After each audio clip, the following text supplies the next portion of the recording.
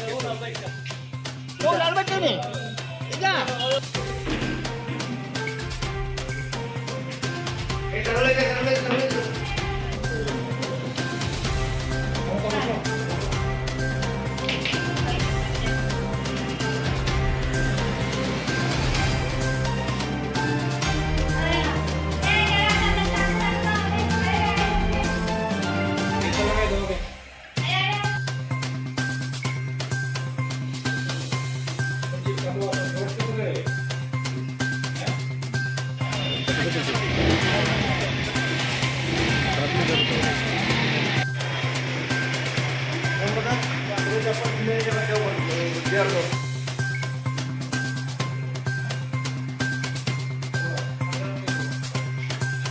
একটু ফুটেজ লাগছিল সারি তাহলেই কইছিলাম আমরা ফুটেজ করলাম একটু কন্যা দিল গোপন সূত্রের উপর ভিত্তি করে ধর্মনগরে কালীদিঘির পাড়ে একটা রেড করা হয়েছিল।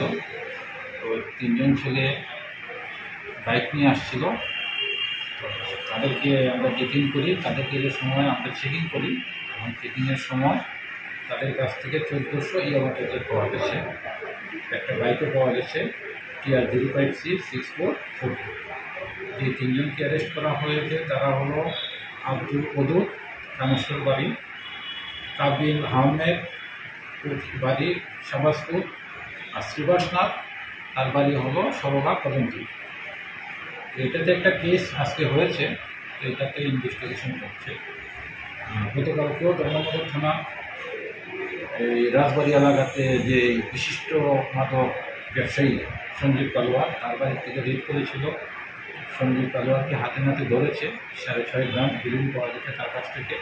এটার উপর একটা গতকালকে একটা ধর্মনগর থানাতে কেস হয়েছে।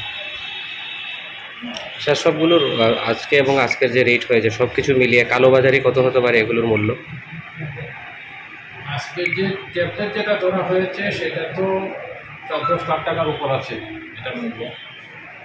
আর হিরোইন যেটা ধরা হয়েছে 6.5 গ্রাম, হ্যাঁ 100 গ্রাম, ওয়েট হলো 6.5 গ্রাম, এটা 60,000-এর উপর হবে।